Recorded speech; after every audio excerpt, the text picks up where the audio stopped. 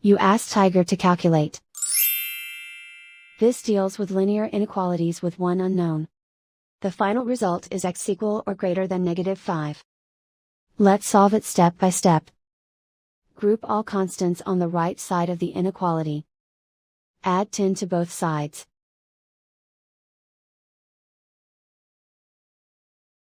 Simplify the arithmetic.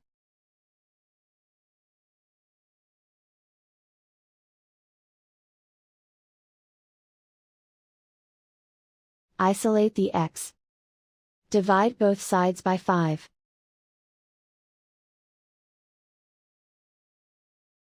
Simplify the fraction.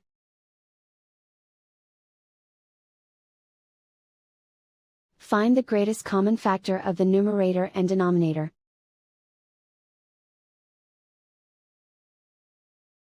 Factor out and cancel the greatest common factor.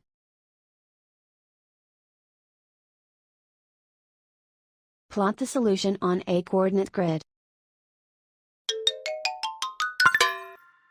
And so the final result is x equal or greater than -5.